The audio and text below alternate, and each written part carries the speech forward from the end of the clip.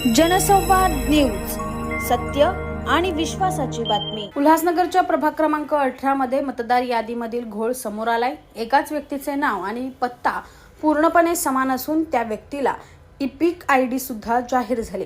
असे 800 मतदार नावे यादीत असल्याची तक्रार स्वराज्य संघटनेचे अध्यक्ष जय गायकवाड यांनी निवडणूक आयोगाकडे केली आहे। काय आहे प्रकरण ते जाणून घेऊया।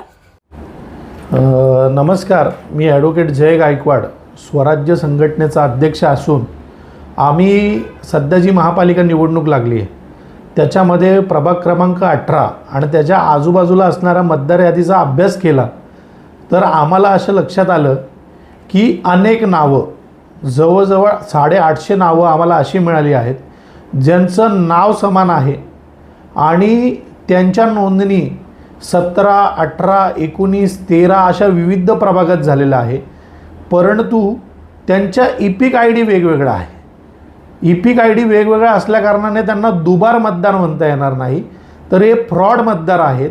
आणि आमची संघटनेच्या वतीने आज आम्ही महापालिकेला तसं पत्र दिलेलं आहे आणि संपूर्ण त्या 800, 850 लोकांची यादी महानगरपालिकेला आम्ही दिलेली आहे। आणि या लोकांचा एक मतदार नोंदणी झाल्यानंतर पुन्हा नव्याने मतदार नोंदणी करून नवीन इपिक आय डी मिळवण्याचा हेतू काय, कोणत्या हेतूने यांनी विविध मतदारसंघात विविध प्रभागात स्वतःची नोंदणी करून घेतली याची चौकशी होणं अत्यंत गरजेचं आहे। आणि जोपर्यंत यांची चौकशी होत नाही, स्पष्टीकरण मिळत नाही, तोपर्यंत ही 850 मतदार यांच्यावर स्टे देण्यात यावं, यांना मतदानाचा अधिकार देण्यात येऊ नये अशी आमची मागणी आहे। आणि ही आमची मागणी नसून कायदा देखील तसाच सांगतो।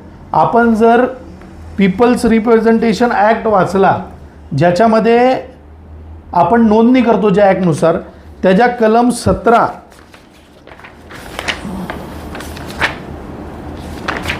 18 स्पष्ट उल्लेख आहे की एका माणसाने एकदाच नोंदणी करायची आहे आणि एकाच प्रभागात नोंदणी करायची आहे, एकापेक्षा जास्त प्रभागात त्यांनी नोंदणी करू नये। आणि जर असं केलं असेल तर ज्या माणसाने अशी नोंदणी केली आहे अशा व्यक्तीविरोधात आणि ज्या अधिकाऱ्यांनी त्यांना संगनमत करून ही नोंदणी करण्यासाठी मदत केलेली आहे अशा अधिकाऱ्यांविरोधात सेक्शन 31 आणि 32 खाली गुन्हा नोंद करण्यात यावा। तर आम्ही तशी देखील मागणी आज निवेदनातून माननीय आयुक्त मॅडम यांच्याकडे केलेले आहे। आमचे काही प्रश्न आम्ही दिलेले आहेत आणि असे जे मतदार आहे यांना तात्पुरतं सस्पेंड करण्यात यावं, प्रोव्हिजनल डिलिशन करण्यात यावं। तसेच एक स्पेशल व्हेरिफिकेशन टीम बनवून एका माणसाला 4-4 वॉर्डात, 3-3 वॉर्डात, 2-2 वॉर्डात वेगवेगळे इपिक आय डी नंबर का देण्यात आले आणि त्यांना तिथे मतदार म्हणून का घुसवण्यात आलं याची चौकशी करण्यात यावी।